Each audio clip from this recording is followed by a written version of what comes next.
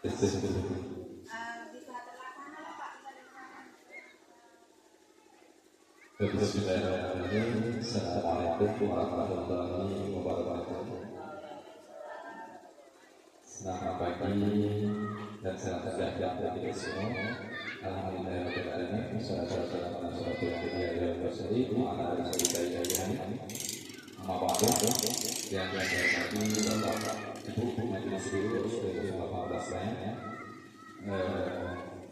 Yang saya hormati rekan-rekan guru, ibu, sebenarnya sebagai IPT kata apa? Baiklah Bapak Ibu, pada pagi yang berbahagia ini, pada kesempatan ini, kita pun alhamdulillah sudah diberikan nasihat sehingga kita dapat berkumpul di kegiatan CGP Angkatan 8 yang tentang tugas mandiri ya Bu ya. Dalam penyampaian nanti akan disampaikan oleh Ibu Sukina. Dan salawat dan salam kepada Nabi Sallallahu Nabi Muhammad Sallallahu Alaihi Wasallam. Allahumma shalli ala sayyidina Muhammad wa ala ali sayyidina Muhammad. Baik Bapak Ibu rekan-rekan sejawat Majelis Guru SD 018 Selayang, sedikit yang ingin saya sampaikan tentang mungkin tentang penyampaian tugas mandiri oleh Ibu Sutina nantinya. Saya di sini sebagai penanggung jawab berharap apa yang nanti yang akan dipaparkan, apa yang akan disampaikan dalam tugas dari tugas mandiri dari calon guru penggerak kita dapatlah bersama-sama kita mengikutinya. Dan juga saya berharap kepada Ibu Sukina hendaknya apa yang disampaikan ini nantinya dapat diterapkan di sekolah kita dan dapat pula kita berkolaborasi ya kedepannya supaya nanti program-program yang apa yang telah didapati oleh calon guru penggerak tersebut dapat diterapkan di sekolah kita dan sekolah kita menjadi sekolah yang lebih baik lagi. Mungkin Bapak Ibu, mungkin itu aja yang dapat saya sampaikan pada kesempatan pagi hari ini. Terlebih dan kurang saya mohon dimaafkan. Wabillahi taufiq wal hidayah. Assalamualaikum warahmatullahi wabarakatuh.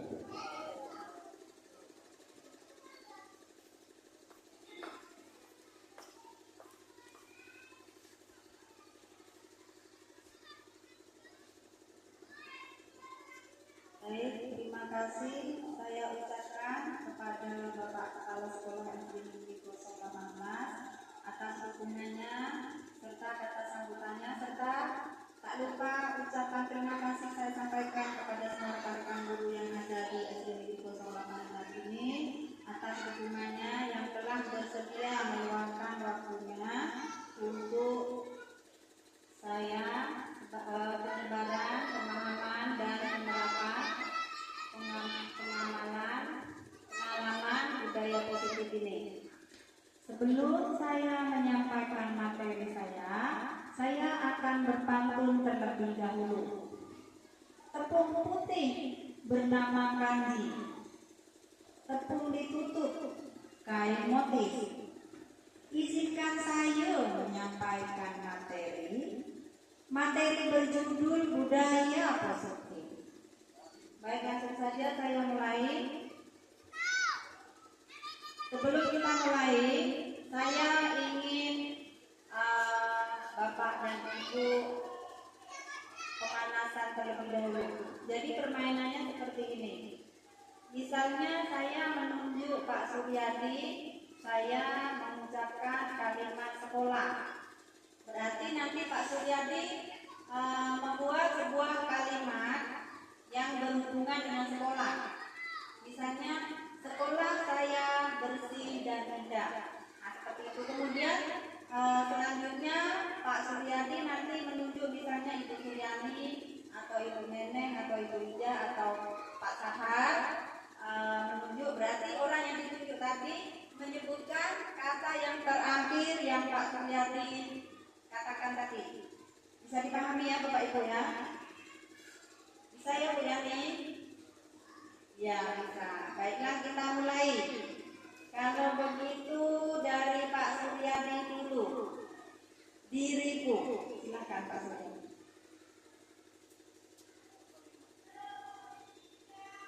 Diriku adalah seorang yang ganteng. Bu Neneng Ganteng.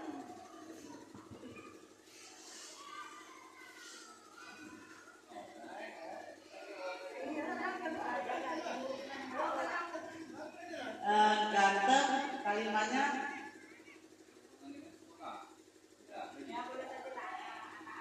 anak-anak kami yang jenis kelamin laki-laki ganteng-ganteng semua. Ganteng anak-anak, gantengnya anak-anak kami di sekolah ini. Ya, boleh siapa yang ditunjuk Ibu Lia?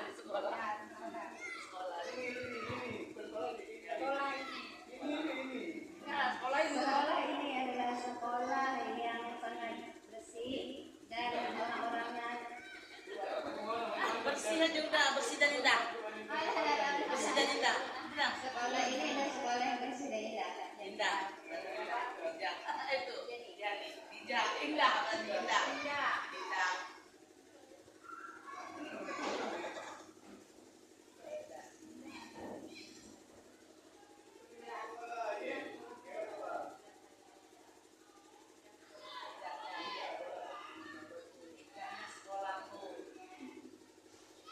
Indahnya sekolahku. Sekolah ini sangat indah. Nah, sekolah indahnya sekolah. Maaf Bu Yaminya, jadi kata terakhirnya adalah indah. Jadi diawali dengan kata indah gitu yang menguatkan.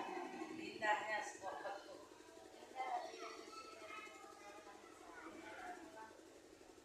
Indahnya sekolahku. Tadi yang terakhir Bapak Kepala Sekolah. Sekolahku berarti. Sekolahku bernama SD 018 Senayan.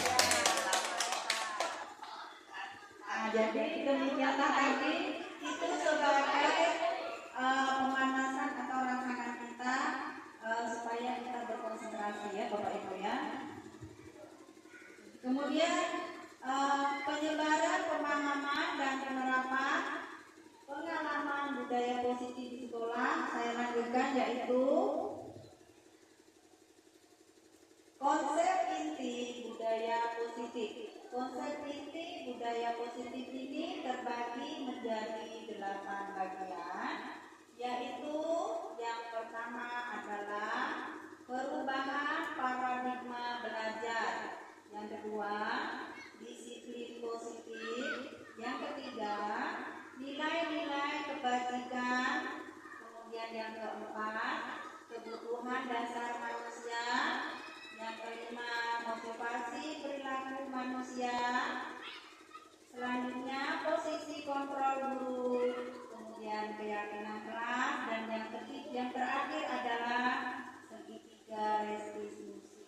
Jadi nanti semua akan kita paparkan dan kita jelaskan satu-satu.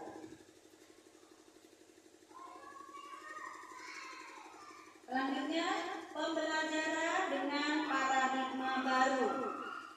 Di sini pembelajaran dengan paradigma baru merupakan pembelajaran yang dirancang berdasarkan prinsip pembelajaran berdiferensiasi sehingga para peserta didik belajar sesuai kebutuhannya berdasarkan tahap perkembangan sesuai teori psikologi modern untuk mewujudkan profil pelajar Pancasila. Tentunya profil pelajar Pancasila ini sudah tidak asing lagi, ya.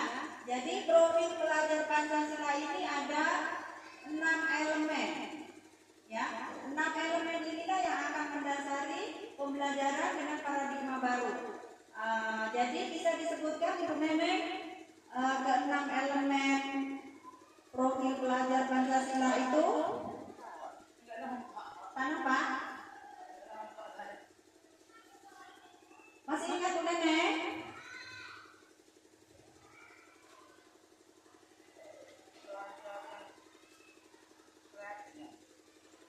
Iya, kreatif, mandiri, apa lagi Pak ya?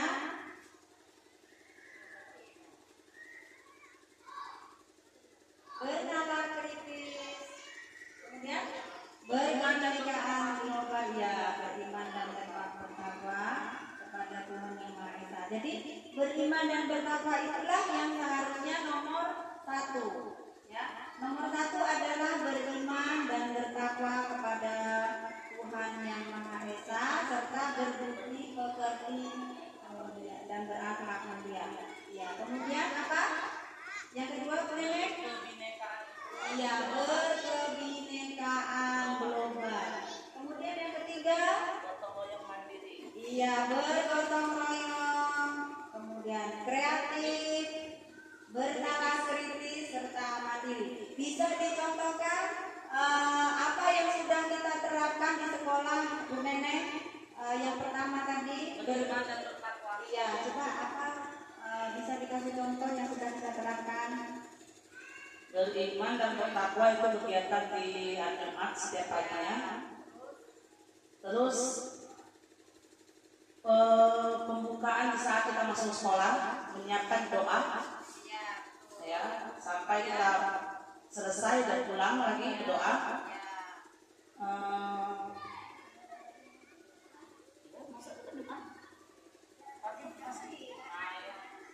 Nah, sebelum memulai pelajaran, kegiatan mengaji, ayat-ayat pendek juga pulang Jumat. Oke, terima kasih ya. Jadi yang sudah kita terapkan di sekolah kita adalah yang pertama pagi mengaji yang sudah dilaksanakan sebelum pembelajaran, yaitu menghafal ayat-ayat pendek ya, Bu ya. Kemudian pagi mengaji yang dilaksanakan pada setiap hari Jumat. Kemudian anak-anak juga setiap hari Jumat memakai pakaian baju kurung, guru-gurunya juga begitu. Kemudian berdoa sebelum dan sesudah melaksanakan pembelajaran. Nah, itu. Kemudian jangan lupa satu lagi, setiap kali anak-anak kita beri sesuatu, mereka mengucapkan terima kasih. Yaitu yang pertama. Kemudian yang kedua, boleh kerja dikasih contoh. Yang kedua, apa ya?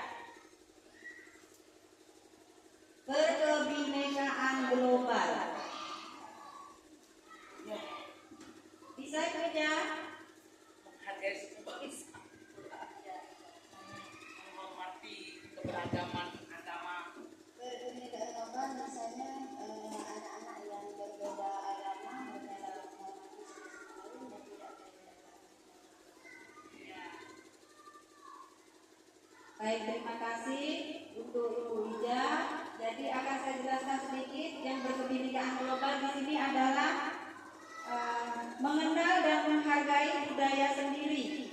Kalau kita yang kita terapkan di sekolah kita adalah setiap kali mengadakan event perpisahan setiap tahun, tentunya kita mengadakan pentas seni ya, Bu Ija ya, yang selalu diikuti oleh anak-anak kita, yaitu berupa kesenian daerah.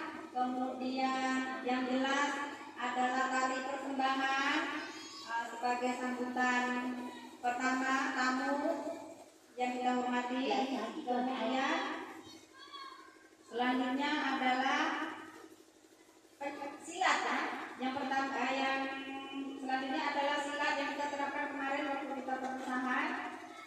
Itu silat itu biasanya dipakai untuk penyambutan tamu, juga untuk pengantin ya, itu. Jadi itu perlu dilestarikan. Kemudian selanjutnya adalah dapat membangun komunikasi dan bekerja sama dengan baik tanpa memandang ras, suku dan bangsa. Itulah tadi bekerja sama tanpa memandang suku bangsa ya. Kemudian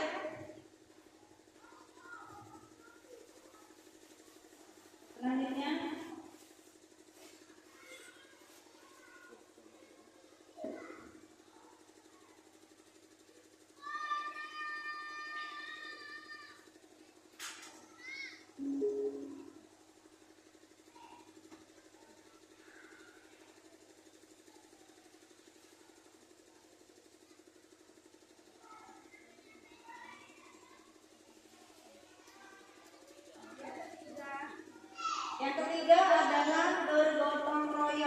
Sudah jelas di sini kalau bergotong royong bisa dicontohkan Pak ya, Pak Suryadi. Ya seperti kita lakukan tadi pagi.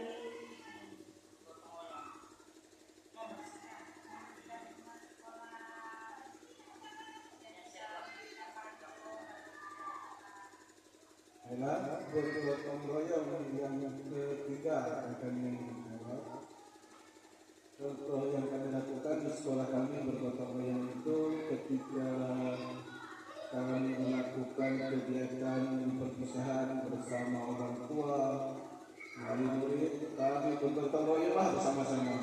Kemudian kalau setiap hari Sabtu kami sama-sama dengan siswa bergotong royong membersihkan halaman.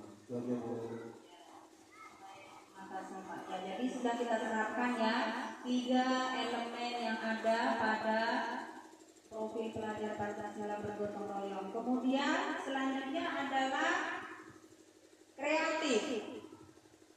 Siapa yang bisa? Yani, Pak.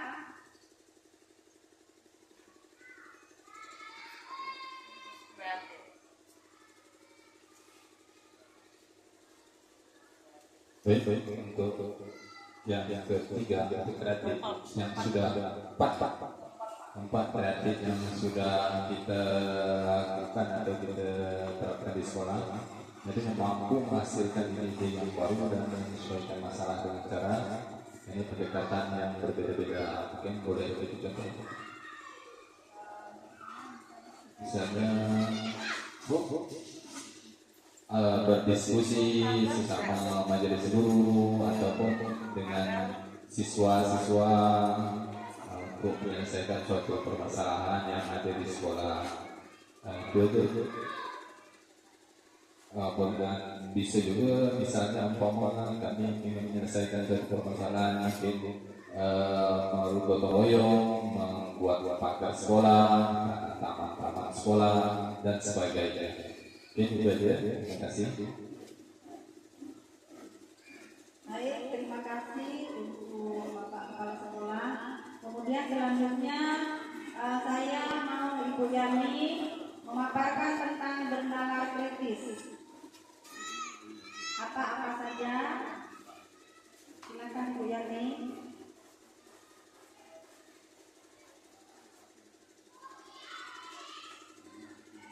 Baiklah, bernalar kritis ini yaitu memperoleh dan memproses informasi dan gagasan, menganalisa dan mengevaluasi proses penalaran yang terjadi dalam pikiran serta mengambil keputusan sebagai hasil dari proses berpikir.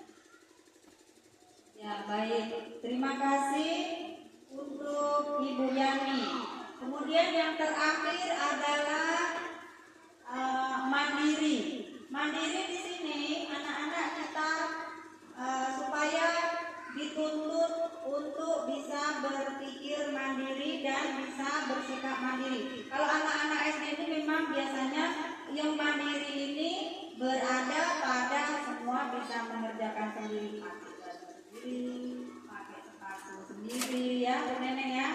Kemudian apa lagi?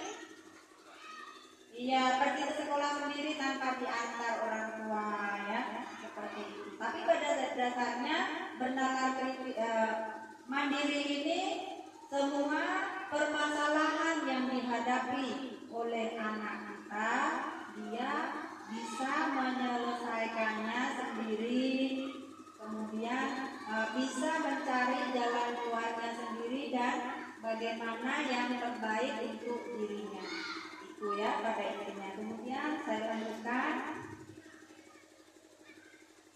Di sini ada miskonsepsi tentang teori kontrol.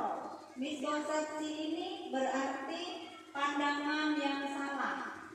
Pandangan yang salah tentang teori kontrol. Ya, jadi mungkin selama ini kita mempunyai pandangan yang salah tentang teori kontrol diri kita sendiri. Ya, yang pertama adalah ilusi guru mengontrol murid. Jadi selama ini kita memang mempunyai kontrol yang seperti itu ya. Kita memerintah anak kita, kamu harus ini, kamu harus itu ya. Jadi itu paradigma yang salah. Jadi kalau bisa mari kita sama-sama rubah ya. Itu ilusi kontrol murid. Kemudian yang kedua adalah ilusi bahwa semua penguatan positif, efektif dan bermanfaat ya. Itu. Kemudian yang ketiga ilusi bahwa kritik dan membuat rasa bersalah mampu menguatkan karakter. Itu juga salah. Kemudian yang ketiga adalah ilusi bahwa orang dewasa berhak memaksa. Kita selama ini yang nomor 1 tadi dan nomor 4, ilusi bahwa orang dewasa berhak memaksa ya. Itu. Jadi kamu harus mengerjakan PR, harus selesai. Kalau tak selesai nanti kamu saya hukum ya, seperti itu. Jadi tidak boleh lagi punya pemikiran seperti itu ya. Kita lanjut. Di sini ada stimulus respon dari stimulus respon dan teori kontrol. Itu yang berbeda adalah kalau stimulus respon itu yang pertama adalah realistis, kebutuhan kita sama, sedangkan teori kontrol realistis, kebutuhan kita itu berbeda. Kemudian yang kedua, semua orang melihat hal yang sama, sedangkan teori kontrol yang benar adalah setiap orang memiliki gambaran yang berbeda. Selanjutnya, kita mencoba mengubah orang agar berpandangan sama dengan kita. Sebenarnya salah, ya. Yang benar adalah kita berusaha memahami pandangan orang lain tentang dunia. Kemudian selanjutnya, perilaku buruk dilihat sebagai suatu kesalahan. Yang benar adalah semua perilaku memiliki tujuan. Bagaimanapun anak kita yang mempunyai perilaku itu pasti dia punya tujuan dan alasan tertentu. Ya. Kemudian orang lain bisa mengontrol saya, padahal itu salah. Ya, hanya saya yang bisa mengontrol diri saya sendiri. Ya. Kemudian saya bisa mengontrol orang lain, itu juga salah.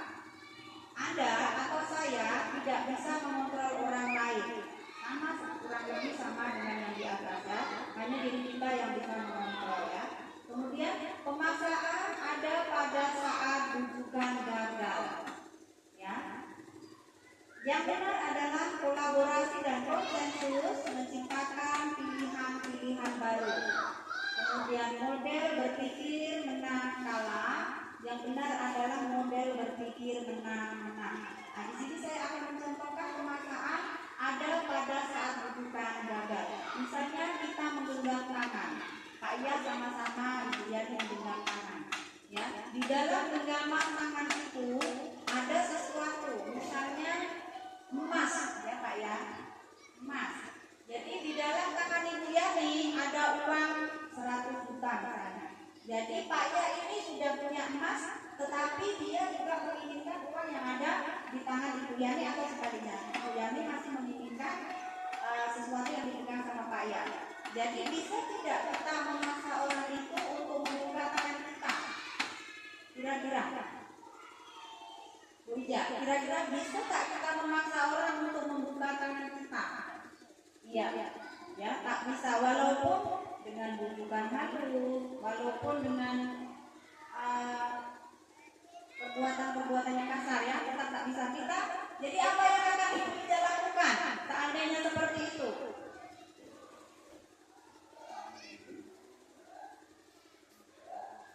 Bagaimana Bu Ija? Iya, tentu saja melawan itu adalah bentuk untuk mempertahankan hak milik kita, prinsip ya tadi itu. Jadi orang lain tidak bisa memaksa. Ya, itu gambaran tadi. Saya lanjutkan, kemudian masuk ke disiplin positif. Disiplin positif berasal dari kata disiplina yang artinya belajar. Disiplin mengacu pada disiplin dari yang memiliki tanggung jawab terhadap apa yang dilakukannya berdasarkan nilai-nilai yang diyakini. Kemudian disiplin positif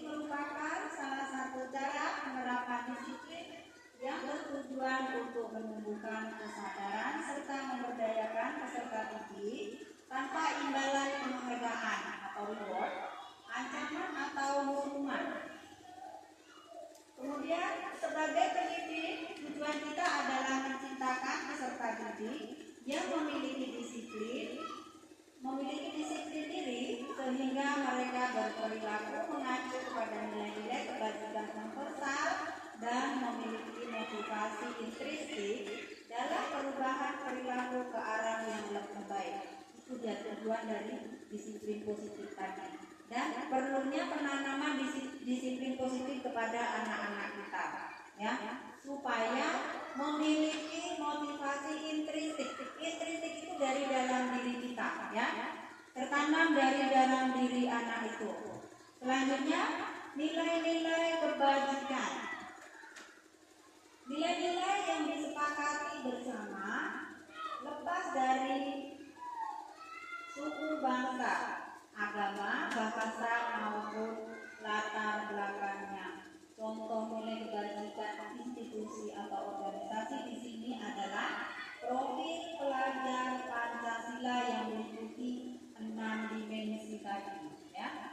Beriman dan bertakwa pada Tuhan Yang Maha Esa dan Tuhan, berkebinekaan global, gotong royong, mandiri, kreatif, dan bernalar kritis. Selanjutnya adalah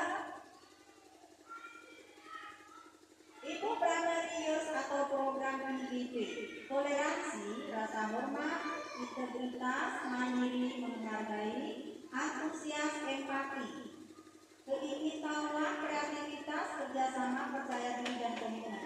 Nah, sekarang yang akan kita tanamkan pada anak-anak kita adalah empati. Empati ini memang sudah betul-betul mulai luntur. Contohnya kemarin sama-sama kita saksikan, kita lihat ya bekerja, ya. Memang betul-betul sudah sangat luntur. Contohnya kemarin waktu itu kami dengan Ibu Riani akan pergi lokal 2 Lombok, kemudian bersama dengan Ibu Munanda, kebetulan bersama-sama dengan ada beberapa anak kita dan warga kita Laboya, ya. Jadi nenek itu membawa bungkusan karung yang isinya kurang tahu juga ya berjaya kita apa isi, apa ikan kah, apakah kerang. Jadi dia keberatan sampai bongkok-bongkok nenek itu membawa dari pelabuhan nak menuju ke arah kapal. Padahal ada anak-anak dan ibunya, Pak, ya. Jadi Ibu Riani ini kan tidak tahu nenek itu dipikirnya sendiri. Jadi dia pokok-pokok nenek sendirian. Sini saya bawain ya nek barangnya, katanya. Kemudian dikasihlah barang itu ke Ibu Riani, ya, ke Ibu Aan. Jadi Ibu Aan kan akhirnya dialah yang bawa berat, memang setengah karung ya Bu Jaya.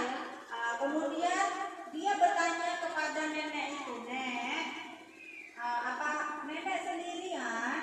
Jadi dijawablah sama nenek itu, tidak, katanya, ini semua cucu-cucu saya dan anak-anak saya. Langsung bagaimana reaksi Ibu Riani? Merasa bahwa sangat terenyuh, rasa empati itu memang sudah luntur, ya, sudah menipis di antara anak-anak kita itu. Nah, jadi itu sebuah contoh gambaran saja, ya. Nah, jadi memang empati inilah yang akan kita betul-betul kita tebalkan kepada anak kita, ya, berjaya PR besar buat kita, ya. Itu sebuah gambaran sedikit. Kemudian lanjut keterampilan hidup atau life skill. Di sini dapat dipercaya, lurus hati, pendengar yang aktif, tidak merendahkan orang lain, dan memberikan yang terbaik bagi diri. Saya lanjutkan, kebutuhan dasar manusia. Apa itu kebutuhan dasar manusia? Kebutuhan dasar manusia adalah segala sesuatu yang kita lakukan untuk mendapatkan apa yang kita inginkan. Seluruh tindakan yang kita lakukan memiliki tujuan tertentu, dan semua usaha terbaik yang kita lakukan adalah dalam rangka agar kebutuhan dasar kita terpenuhi dengan baik. Lanjut. 5 kebutuhan dasar manusia. Di sini saya paparkan ada 1 adalah bertahan hidup. kedua kasih sayang dan rasa diterima, penguasaan, kebebasan dan kesenangan. Bertahan hidup di sini, makan, pakaian, tempat tinggal, keamanan dan kesehatan. Tentunya tanpa makan kita akan sulit untuk bertahan hidup ya. Kemudian yang kedua rasa kasih sayang dan rasa diterima. Di sini rasa diterima dipedulikan, berbagi, kerjasama, menjadi bagian dalam bentuk kelompok. Kemudian penguasaan, di sini ada harga diri, keinginan untuk dianggap memimpin, berprestasi, diakui dan didengar. Kemudian kebebasan, mandiri, memiliki pilihan, mencoba hal yang baru, mampu mengendalikan arah hidupnya. Kemudian yang terakhir adalah kesenangan, bermain, humor, antusiasme dan tertawa. Tentunya anak-anak, apalagi usia anak SD, tentunya masih memerlukan kesenangan. Yang jelas di sini kita diajarkan untuk bermain sambil belajar. Ya, lanjut. Motivasi perilaku manusia. Motivasi perilaku manusia ini terbagi menjadi dua, yaitu motivasi intrinsik dan motivasi ekstrinsik. Motivasi intrinsik di sini adalah untuk menjadi orang yang mereka inginkan dan menghargai diri sendiri dengan nilai-nilai yang mereka percaya. Kemudian motivasi ekstrinsik adalah untuk menghindari ketidaknyamanan hubungan serta untuk mendapatkan imbalan penghargaan dari orang lain. Saya lanjutkan. Di sini ada hukuman. Ya, apa itu hukuman? Hukuman itu tidak terencana dan atau secara tiba-tiba. Murid tidak tahu apa yang akan terjadi atau tidak dilibatkan. Kemudian bersifat satu arah dan berupa hukuman fisik atau psikis. Di sini saya contohkan kalau hukuman. Ini selalu kita lakukan. Terus terang saja ya, pasti kita semua melakukan hal ini. Misalnya anak kita terlambat masuk, dan misalnya hampir jam 9 baru masuk, kemudian apa yang kita lakukan karena sudah sering terjadi, jadi kita geram, akhirnya kita hukum dia. Jadi itu namanya hukuman ya, yang terjadi tiba-tiba tanpa direncanakan, kemudian hanya dari kita aja, dari guru ya, tanpa persetujuan dari murid tentunya ya. Kemudian konsekuensi di sini terencana atau disepakati sesuai peraturan. Murid tetap dibuat tidak nyaman. Kemudian sikap guru selalu memonitor murid. Konsekuensi ini juga masih belum tepat, akan tetapi agak lebih halus dari hukuman. Ya, ini juga sebenarnya masih kurang tepat. Akan tetapi kadang-kadang kita juga melakukannya konsekuensi. Misalnya besok kamu jangan terlambat lagi ya nak, katanya. Iya bu. Jadi kalau misalnya terlambat, ibu apain kamu? Itu namanya konsekuensi ya, bukan hukuman, tapi konsekuensi. Sudah berbeda dengan hukuman yang pertama tadi. Kalau yang pertama tadi hukuman kan tanpa kita bertanya, langsung kita menghukum dia. Itu. Kemudian yang terakhir adalah, yang ketiga adalah restitusi. Restitusi adalah proses menciptakan kondisi bagi murid untuk memperbaiki kesalahan. Kemudian proses kolaboratif yang mengajarkan murid untuk mencari solusi sendiri. Ini agak tepat. Restitusi ini kita buat misalnya kesepakatan kelas, atau kita biasa punya, kalau yang lama adalah peraturan kelas. Jadi kalau misalnya anak yang terlambat tadi, kita panggil, kita tanya, kenapa kamu terlambat nak? Nanti dia jawab, misalnya saya tidak terbangun bu, jadi bagaimana supaya kamu cepat terbangun? dia menjawab, nanti saya bunyikan waiter tuh. Oh iya.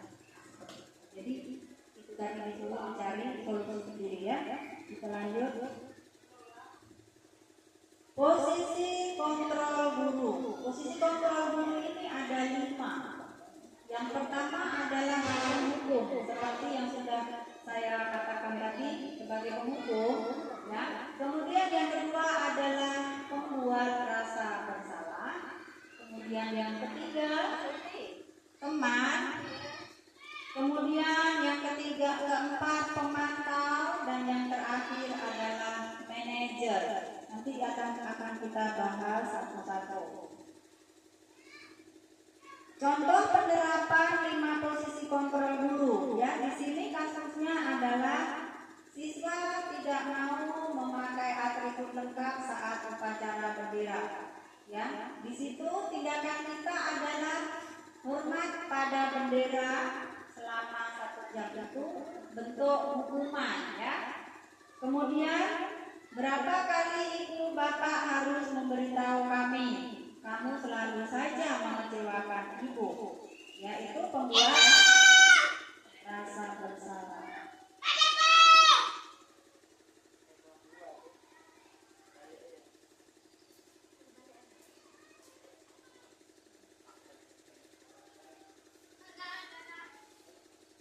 Kemudian selanjutnya adalah sebagai teman, pasti menggunakan kata-kata, ayo dong ikuti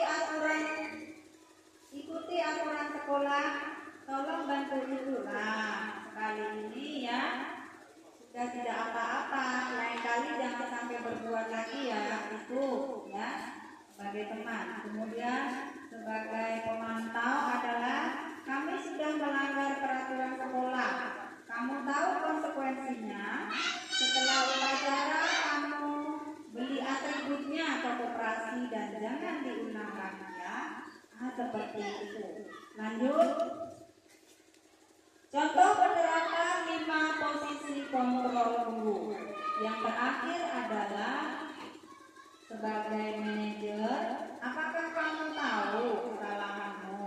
Kira-kira bagaimana kamu memperbaiki kesalahan kamu? Nanti dia akan mencari solusi ya, menjawab. Kemudian kita lanjutkan.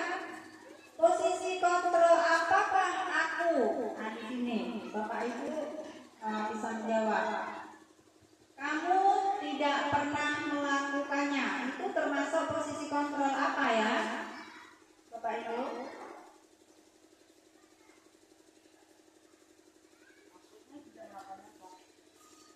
Ada 5 posisi kontrol di situ. Berarti di situ termasuk penghukum.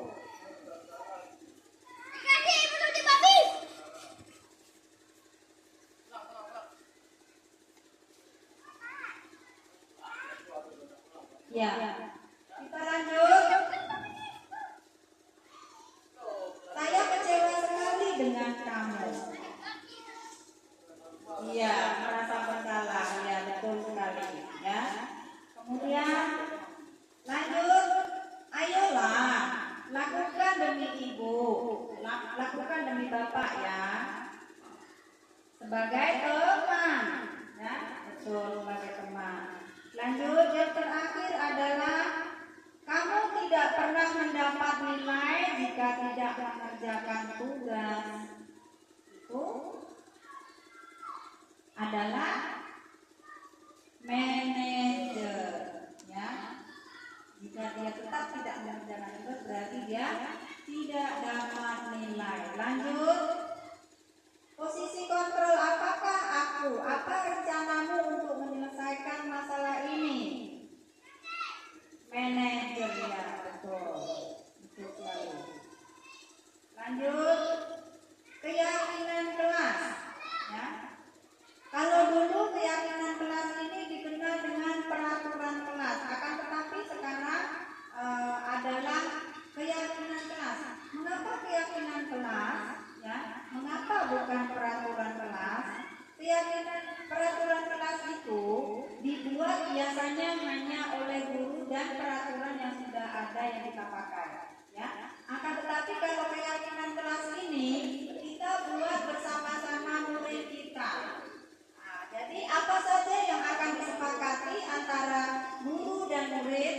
dalam kelas itu, kemudian nanti dia menyadarkan anak, ya, ketika anak itu berbuat salah. Misalnya contohnya kalau dulu jangan datang terlambat, ya, atau saya malu datang terlambat. Kalau sekarang ganti dengan kata-kata positif, yaitu datang tepat waktu, ya, seperti itu.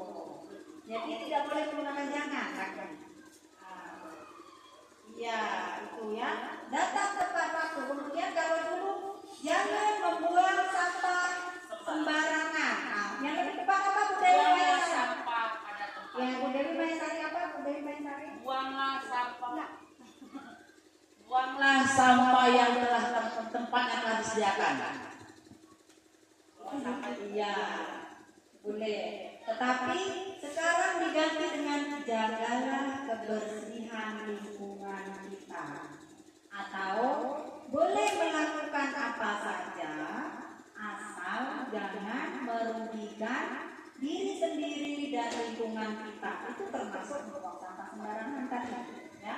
Nah, seperti itu. Jadi diganti dengan kata-kata positif, kata-kata yang halus. Tidak perlu banyak. Boleh misalnya hanya 8 atau 5, tidak perlu sampai 20, 15, ya. Sedikit saja tetapi bisa dipahami. Kalau saya sekarang mulai menerapkan di kelas saya, misalnya dia sering berjalan, mari kita duduk anak-anak, itu mulai berlari, langsung duduk, ya, seperti itu. Jadi kalau mau keluar kelas harus minta izin. Jadi menghargai orang lain, itu contohnya, ya, itu. Kemudian lanjut, dan untuk kedepannya nanti mudah-mudahan kita bisa buat untuk sekolah kita, ya. Lanjut, pembentukan keyakinan kelas. Yang pertama bersifat abstrak, yang kedua berupa pernyataan universal, kemudian dibuat dalam pertanyaan positif, sedikit saja agar mudah diingat, sesuai dengan kondisi kelas dan sekolah sehingga mudah diterapkan. Kemudian semua warga sekolah atau warga kelas dilibatkan saat membuat keyakinan kelas tadi, seperti yang sudah saya jelaskan. Lanjut, masuk ke segitiga restitusi. Segitiga restitusi adalah suatu proses dialog yang dijalankan oleh guru agar dapat menghasilkan murid yang mandiri dan bertanggung jawab. Apa langkah-langkah segitiga restitusi ini? Yang pertama adalah validasi tindakan yang salah, kemudian menanyakan keyakinan, dan yang terakhir adalah menstabilkan identitas. Nanti akan ada contohnya, ya.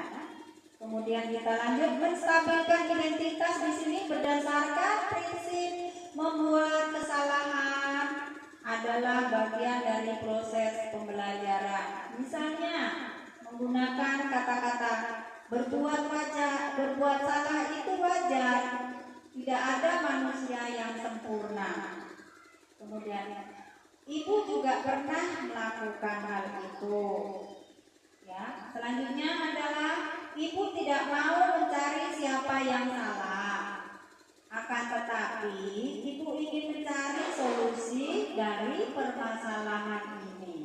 Jadi anak dirangsang untuk berpikir, ya. Kemudian yang terakhir, kamu berhak merasa begitu, ya. Itu. Jadi dia merasa dihargai, seperti itu. Selanjutnya, validasi tindakan yang salah berdasarkan prinsip setiap perilaku berupaya memenuhi suatu kebutuhan tertentu. Di situ dengan menggunakan kata-kata, kamu pasti punya alasan, nak, mengapa melakukan hal itu, ya. Selanjutnya, padahal kamu tidak bisa melakukan yang lebih buruk dari hal ini, ya. Kamu patut bangga karena telah melindungi sesuatu yang lebih penting buat kamu. Kemudian kamu melakukannya sesuatu yang penting bagimu. Itu. Selanjutnya adalah menanyakan keyakinan. Berdasarkan prinsip teori kontrol bahwa pada dasarnya kita termotivasi secara intrinsik, ya, termotivasi dari dalam dirinya. Jadi bisa menggunakan kata-kata apa keyakinan kelas kita. Kita biasanya menanyakan itu karena keyakinan kelas sudah kita buat, jadi nanti dia membuat anak tersebut membuat kesalahan, kita bertanya, masih ingat nak keyakinan kelas kita apa? Nanti dia menjawab, ya. Seperti itu. Kemudian nilai-nilai apa yang telah kita sepakati bersama? Kita suruh menyebutkan anak tersebut. Misalnya dia terlambat datang, berarti keyakinan kelas kita datang tepat waktu. Ini sudah jam berapa, ya kan? Nah, jadi seperti itu. Kemudian seperti apa gambaran sebuah kelas yang ideal menurut kamu? Kemudian kamu ingin menjadi orang yang seperti apa? Itu kata-katanya. Iya. Jadi seperti itu. Jadi sekarang apa ya? Diperhalus lagi supaya anak merasa dihargai dan merasa dirinya itu ada. Seperti itu. Ya. Jadi ini ada video contoh yang telah saya terapkan kepada anak dari kemarin kelas 6. Ada 2 kasus. Yang pertama adalah dia membuang sampah sembarangan, kemudian saya panggil dan menggunakan segitiga restitusi tadi dengan posisi saya sebagai manajer. Itu contohnya. Kemudian yang kedua adalah ketika Igal terlambat, hari pertama dia tidak masuk sekolah, kemudian hari berikutnya dia datang terlambat. Jadi saya mencontohkannya di situ dengan menangani sebagai manajer, kemudian menerapkan segitiga restitusi dengan yang jelas dengan 3 validasi tersebut, ya. Mari kita tonton sama-sama.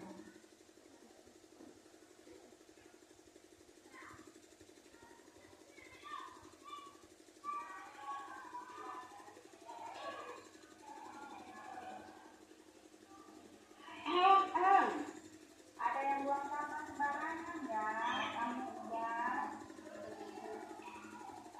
Bisa diambil sampahnya ya. Habis kamu di sana masukkan ke ibu ya. Assalamualaikum. Waalaikumsalam.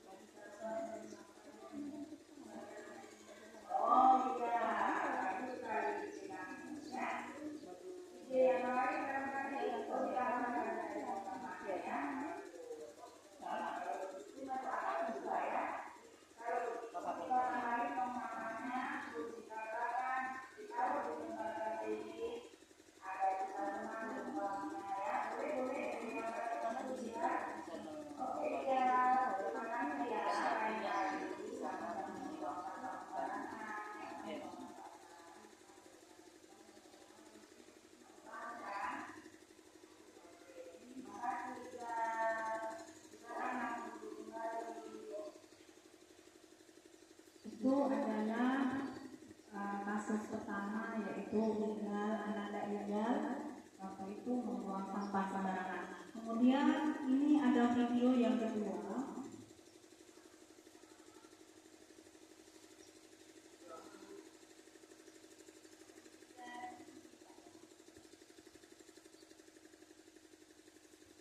Video yang kedua adalah waktu itu Iga tidak masuk sekolah dan juga terlambat pada hari keduanya. Jadi seperti ini. Assalamualaikum Bu. Waalaikumsalam. Silakan duduk Iga. Apa kabar kamu? Alhamdulillah baik Bu. Ya, baik. Kalau begitu dia nengok ya belum sih? Tahu nggak?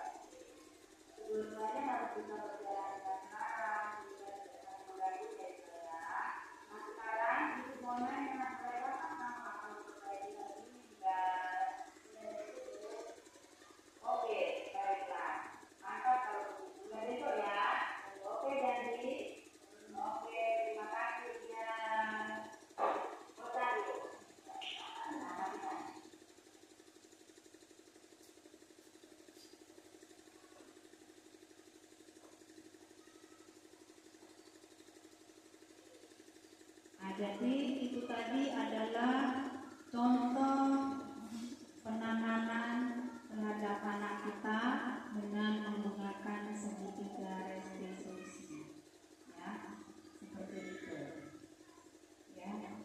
Jadi untuk kedepannya mudah-mudahan kita menjadi yang lebih baik lagi, bisa menjadi guru yang lebih baik lagi, ya, bisa mengontrol emosi kita. Kemudian kita bisa lebih amok lagi terhadap anak kita, mengerti apa keinginan anak kita, ya. Kemudian kita menebalkan dari sifat-sifat yang baik dari anak kita, mengarahkan, menebalkan sifat yang baik. Kemudian menyamarkan sifat yang kurang bagus, yang kurang baik itu. Nah, jadi itu adalah merupakan tugas kita sebagai guru. Nah, jadi yang terakhir, tiba saatnya penutup adalah dalam penerapan program disiplin positif, hendaknya guru memiliki standar kepribadian profesional dan sosial yang baik, di mana guru mampu merefleksi dirinya dalam posisi kontrol saat ini, bagaimana perjalanan dirinya sebagai anom atau manajer yang menuntut murid-muridnya menjadi insan yang mandiri, merdeka, dan bertanggung jawab sesuai dengan standar pendidikan kita. Ya, baiklah. Demikian tadi paparan dari penyebaran budaya positif yang saya lakukan di sekolah kita. Terima kasih atas waktunya yang sudah diluangkan pada hari ini untuk acara saya. Saya ucapkan ribuan terima kasih. Sebelum saya tutup, saya akan membacakan pantun terlebih dahulu. Naik perahu di hari senja, niatnya ingin memancing cumi. Terima kasih untuk semua yang telah sudi hadir pada hari ini. Rabbi yubillahi robba wabil islami dina wabil muhammadin nabi ya wa rasulah rabbi zidni ilma warzuqni fahma amin.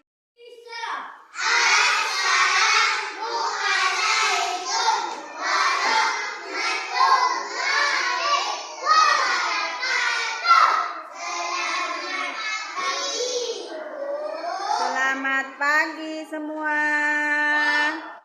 Hari ini kita akan melanjutkan, kita membuat keyakinan kelas yang sudah kita buat kemarin. Jadi nanti itu bagikan satu-satu, nanti ditempel di depan. Ya, bisa ya.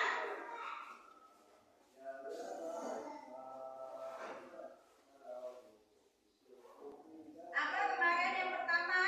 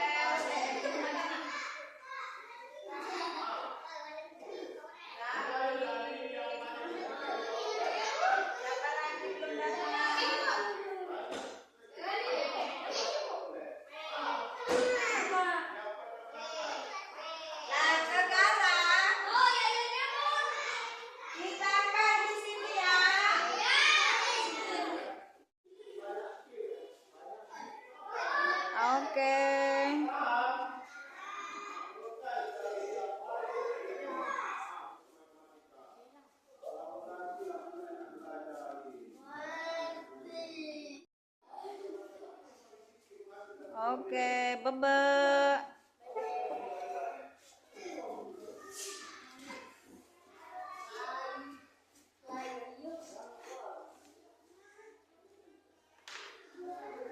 Rapi, lanjut.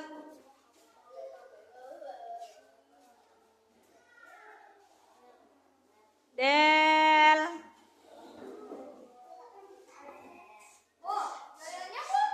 Iya, nanti Yoyon sama ibu. Nur.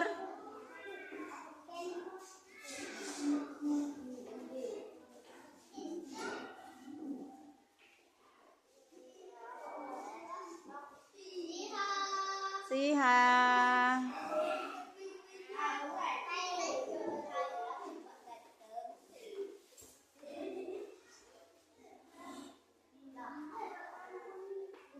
Loren.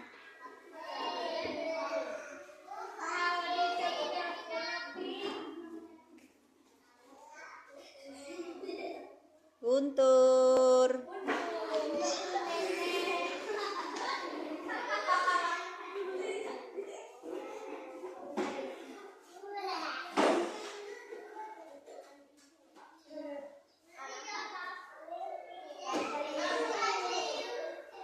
Fadil.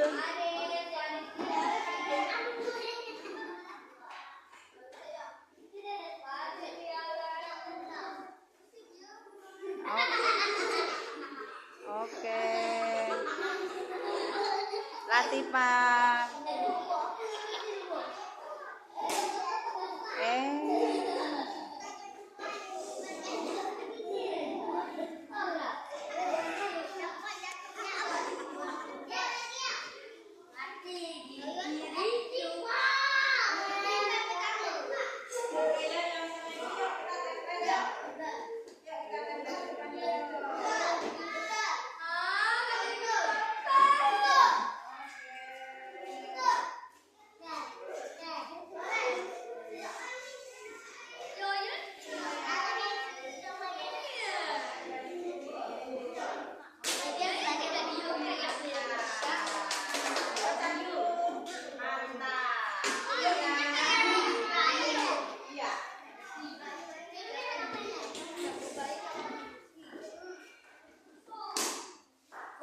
Oke, Yoyon, duduk lagi.